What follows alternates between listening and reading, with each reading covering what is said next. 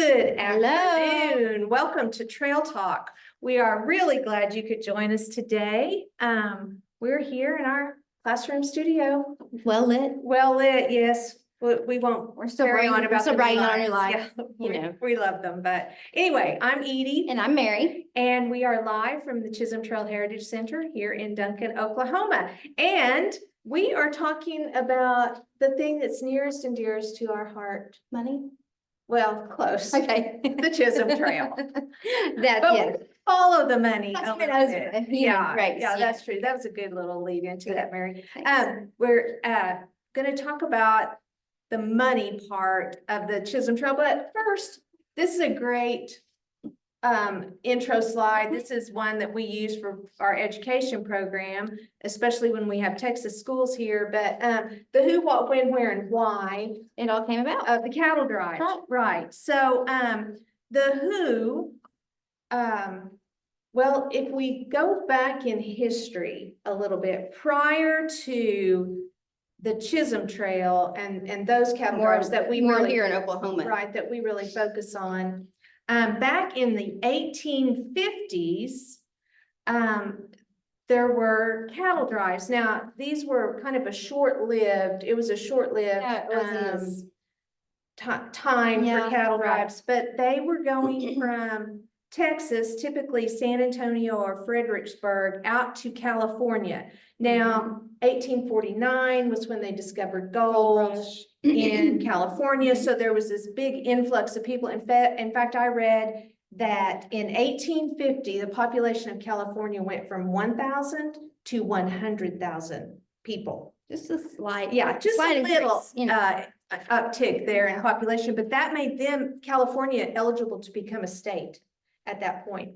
But so the big influx of people, they You gotta needed be fed. food. Mhm. Exactly. And so Texas is already in a prime position to take advantage of this. And so cattle worth $5 or $10 a head in Texas would get 5 to 20 times More. more in Mhm. California. That supply and demand thing. You know? Exactly, yeah. So part of the who of the original, it are the people in California, these new Californians. Right. Or at least the people who are taking up Needed- residence right, there. Right. The newly established The settling the California. miner and his daughter Clementine. Anyway, but, and so that was a very long distance, and those cattle drives took 5 or 6 months. Yeah, longer than the ones that we're used to. Much Runs. longer than the Chisholm Trail. Mhm. But they would go into San Diego or Los Angeles and then all the way up to San Francisco. So, you know, you probably don't think about cattle drives going north across California, but there you have it. Mhm. They Yeah. were, and those cowboys really got to see a lot of the country if they went on those Mhm. cattle drives, Yeah. a lot And maybe more. they stayed. Plus, think of the Indian country they had to cross. Dangerous. Very dangerous. All Mhm. of that area where the Comanche and the Apache, Mhm. wow, Mhm. those were probably and they had to cross the Rocky I was gonna Mountains. say, plus the mountain ranges. Even though they did take a southern route. Right, probably less. Right. Yeah. But then, those in 1857, so that we're talking about 7, 8 years, there was a glut. They had enough cattle in Yeah. California. Kind of like And when you so- like something and you eat a lot Yeah, of it, and you're like, yeah, "Okay, we've had enough yeah, of it. I'm kind of burnt out." So those stopped. Well, you're in your late 1850s, 1861 Civil War. Yep. And so just right before the Civil War, there was well, no, I guess this was even before that. So even before these California cattle drives, yeah.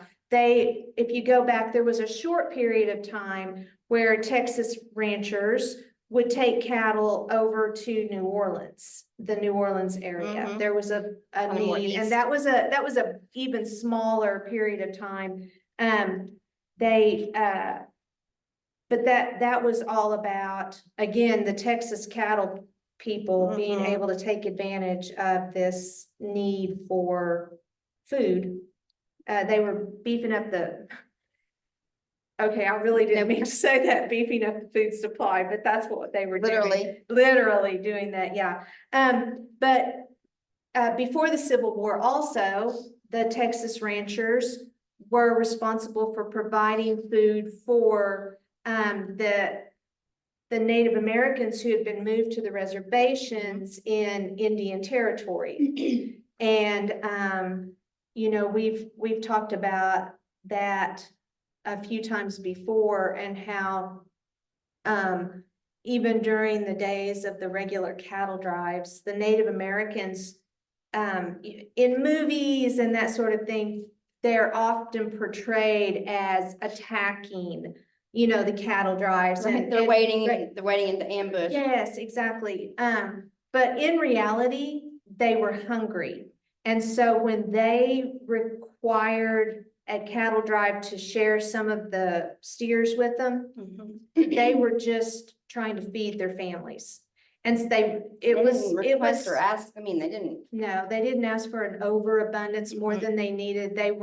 It was actually, and there's an incident on our movie that actually kind of plays that scenario out. At any rate, so driving cattle for a long distance historically, which we've talked about, you know, how the cowboy came to the United States from Europe. Right. The Moors went to Spain, Mhm. Spain came to Mexico, Mexico Mexico came up into Texas and all, you know, what's now the United States.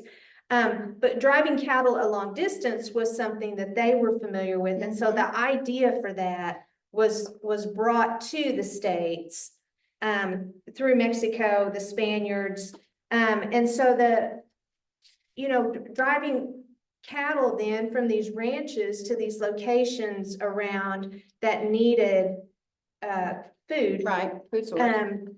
That was just kind of I think it would be like a natural next step in ranching, just because of, you know, the You have to think about the vaqueros. time period too. You didn't have trains, you didn't have all of these things. You had to there had to be a way to get them. Mhm. So that's the only Right. option they had, was to just take them literally by foot, you know? Mhm. Yes, exactly. So, And so then you get into the Civil War, which even leading up to the Civil War, Texas cattle were used to feed troops.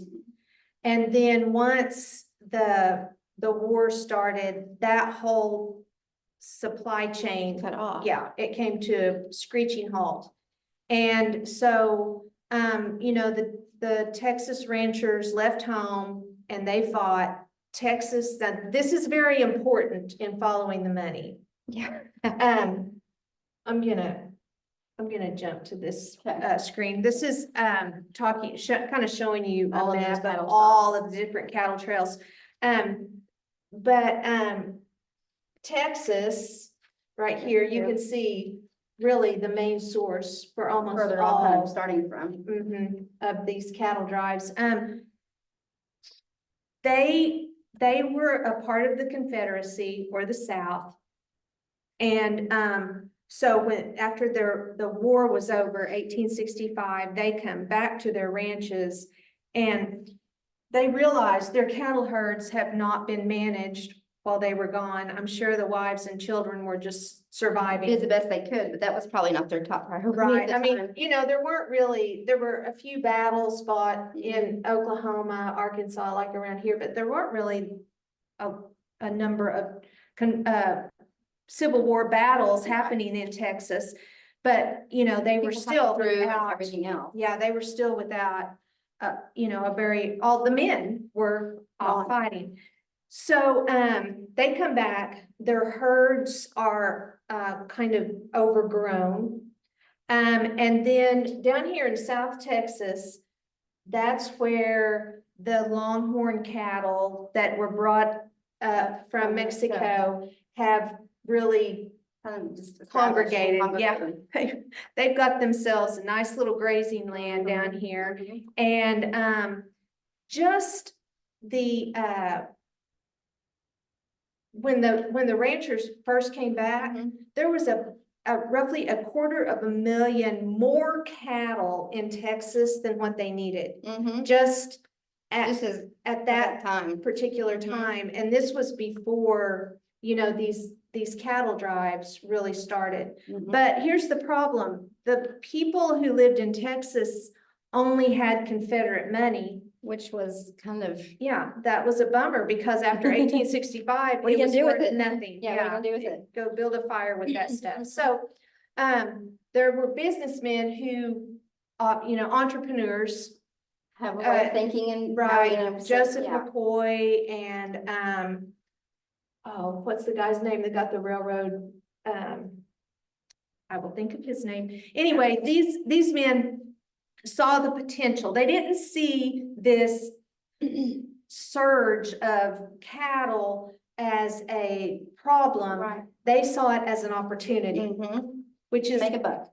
always the way a business person is gonna Mhm. think. They're gonna see this as an opportunity to make money. And, you know, just like the Texas to California, the cattle were worth $5 to $10 a piece at that Mhm. time. I guess They they were worth about $2 a piece. 2 to 4. Yeah, Roughly.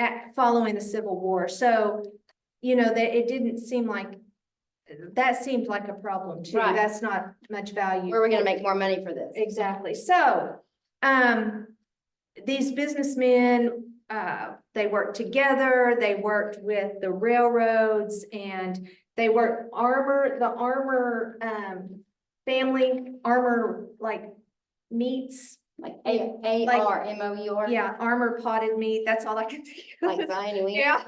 Mhm.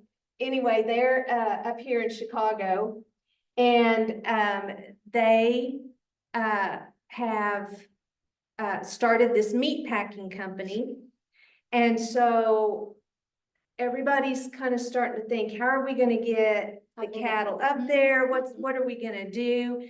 And so step number one, they were able to convince the railroad to lay their tracks over here as far as Abilene, Kansas. And then these Now, how are we ranchers gonna get and them from there to right, Abilene? right. So they put together, they call them essentially cattle companies. And they would, hire a group of men / boys. Some Right. of them were really were young. And they would gather 2,000 to 3,000 head of cattle, and the cattle drive began. Mhm. And, now, one thing of note, in Kansas, before the Civil War, they had, on some of these shorter lived cattle drive Mhm. kind of situations, they had herds of cattle that had been infected by the tick that carried, they call the Texas fever, right? Wasn't it Texas tick fever, Texas tick fever. And so they did not want these cattle that were not Mhm. from there in Kansas. So, that became a law in Kansas, and so they could not, they stopped, that stopped taking, the cattle. That's why you see these little ones jogging Jog off over around here. They were going around Kansas. So, Missouri kind of, was involved in some of that too. At any rate, after the Civil War, so it turns out Longhorn cattle are immune to Texas tick fever. They Mhm. do not get sick from For that, whatever reason. but the ticks will ride on them. Get your ride. Yeah. To find some of them. Hitch a ride, and they would mix in with these other herds of cattle.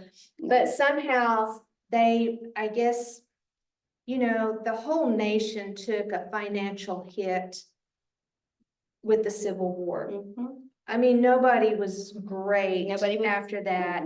Nobody's immune. And so, there were probably financial reasons, among other things, that they relented to allow the cattle to come up here.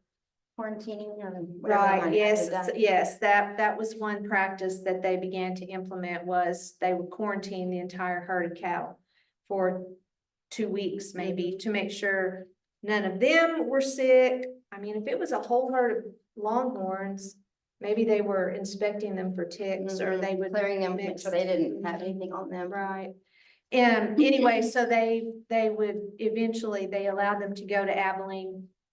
And as time went on, Abilene eventually kind of dried up a little bit. I Right. mean, they quit, the Chisholm Trail kind of jogs over this way. Mhm. And eventually it went over here to Dodge City, Caldwell, these other towns up there. They built other railheads. So the other railroad started, Right, so, and when that wasn't the only one use, available anymore.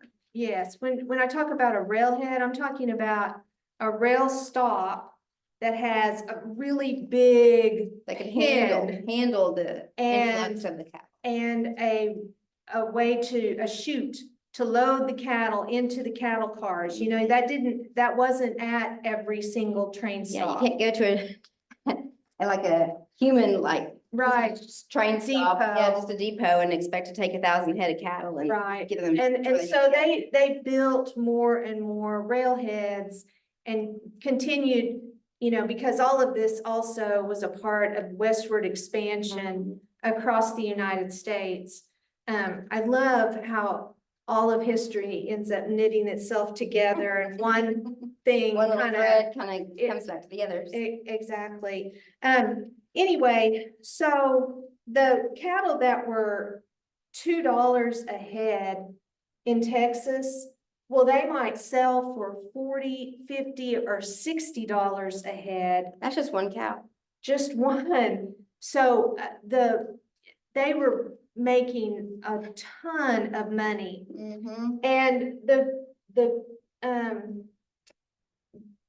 cowboys that they hired to do these cattle drives, well, there would only be about 12 of them. They made the bare minimum. There would be, right, but they would have the trail boss and the cook, and then they would have the point riders, the flank riders, the swing riders, the wrangler, and everyone, yeah, everyone, you know, these 12 men would handle all of these cattle, plus every cowboy had probably 4 to 6 horses. And so You they couldn't had, just have the one horse take it the whole way. yeah, so they, you know, had, I don't know, 70 horses Right. with them On maybe. top of their herd of cattle. And so it was that, you know, It's a lot to handle for a 12. lot to handle. And where this trip took 5 to 6 months, this was about a 3-month journey. Roughly 1,000 miles up here. They would try to average about 10 miles a day. And those cowboys earned $1 a day. So they got paid about $100 when they got to Abilene. Yeah. And burned a hole right through their pockets. Oh, yeah. Abilene was. If they made the journey. Yeah, if they Survived it, 'cause it finished. was very dangerous sometimes. Yes, that is for sure. So when the Civil War ended, even though these cattle are down here in the southern part, they up here in the northeast part of the United States, they had really used up the cattle herds feeding the troops during the war. Very much depleted. And so this is your basic supply and demand played out in very simple terms. Your supply down here is more than they can handle. And they need to get rid And of it. so the price is very low. The demand is up here where the supply is very small. almost zilch. And so just basic economics tells you if we It's can in the get north. them up here. So these cattle companies, they would make contact with buyers who would purchase the cattle in Abilene. And then they would put them on the train. And so these guys were the ones selling them And over in dispersing to where they need to Chicago go. or New York City or wherever. And so the prices, this is where all the 40, 50, 60 here, they're probably getting about half that. And then who knows what people were paying to eat those, you know, how much. Right, they were willing to pay to get them there and everything else. Yeah, because that was a lot of, those were costs, People were starving, overhead yeah, that, needed- that there was people had food. to, pay. The basic who, what, when, where, and why, I mean, it's Texas and out Mhm. is where this happened and eventually touched all of the United In States. some form or fashion. I mean, if you're familiar even, you know, I said the westward expansion, the Lonesome Dove, Right. you know, they were headed up here to Mhm. Montana. Well, and they went down and wrangled a bunch of Mhm. cattle in Mexico. Right, Mexico. And then took off from way down here. But this was the westward expansion where these giant ranches that formed up in these very low populated states. And so the cattle weren't going to feed people as much as they were to establish the herds up in Mhm. there. So it's just a very interesting thing when you really stop and look at the impact of the cattle drives Mhm. on the United States as a whole. Mhm. I mean, it's no wonder the cowboy remains such an iconic emblem of the United States. yes. Because Not just of, Oklahoma. exactly, just because of this great, Impact they had on everything. impact, just, and how they traveled. You know, these are kids from somewhere in Texas, and, Mhm. you know, they end up out in San Francisco, California, and don't come back. Transplants or, And, you know, yeah. where'd you come from? Oh, we came from Oklahoma. Yeah. You know? Yeah, exactly. So, and then, of course, the continued building of the railheads. Well, you know, you've got railheads down here in Texas. course. Eventually, you have refrigerated rail cars. Where, Fences. yeah, then the barbed wire fences as Oklahoma moves towards statehood. You have the Native Americans, you know, the 5 civilized tribes. We've got, you know, the Cherokee Strip up here, all of eastern Oklahoma. And then all of this, you have these Plains tribes that were put in here. Mhm. And so, they're living on reservations, so there are boundaries established. There are fences that go up. Mhm. Even though people of European descent are not supposed to be living in here, you have people who were in there for one reason or another. Right. Eventually, in 1889, the first land run happened. So, you know, in the few years leading up to that, well, you've got Land survey, we've got Mhm. allotments going on, Right. we've got all of the separation of land even further to give all that space they're gonna Establishment need things and- for the influx of People. settlers Mhm. coming into what would become Oklahoma. And so the days of the cattle drives just came to an end. The need to move these cattle long distances across the United States, it was no longer There was more of a a, need. It was, more of an ease. There was easier ways and shorter distances and right. more technology and. Exactly. And so those days ended. And so when you think about, 5,000 miles. yeah, and well, Going to the grocery store a couple miles away and they're already processed for you. True, that's true. But when you think about something that, you know, was hit and miss for a few years, and then you have like 1867 to about 1886, 87, Mhm. roughly 20 years out In of the span. the history of a country that's just 200 years old. It's impressive that something that was just 20 years in the making had such an impact and just remains central to so much of the history of Wow. the United States. And like I said before, how it intertwines Right. with Not to mention all of that. mhm, Right. all of these things. So, anyway, that's kind of the lesson for today. I hope you guys, learned some interesting things. I love, talking about the Chisholm Trail, but it's always fun to just take it that next level, go down that little rabbit hole that I like to do so much and see what we can find. Edie has a lot of rabbit holes. Yeah, Prairie for dog sure. holes. You gotta watch where you step. That's right. But at any rate, there it is. You got, oops, I skipped one. The cattle drives, of yesteryear and their impact on history today. And if you want to know more, you could always come visit us here at the Chisholm Lots Trail of Heritage information Center. here. 2150 Chisholm Trail Drive. We're open 10 to 5 every day, 1 to 5 on Sundays. Is that right? 10 to Like it- 5. On Sunday too? Oh, on Sundays, 1 to 5. 1 to 5. Yes. Okay, all right. I thought I was getting it right. I thought it was- I know a couple of things about this place. Anyway, Testing you. yeah, exactly. Thanks for watching. We're not going to have a trail talk tomorrow. We have a group coming in tomorrow evening, and so we're going to not do that, but we'll be back next week.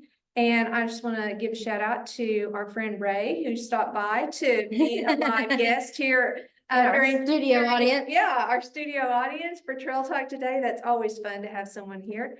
And we'll see you guys next week. Now, we always say happy trails when we sign off, so feel free to join us, okay? We'll see you guys next time. Happy trails.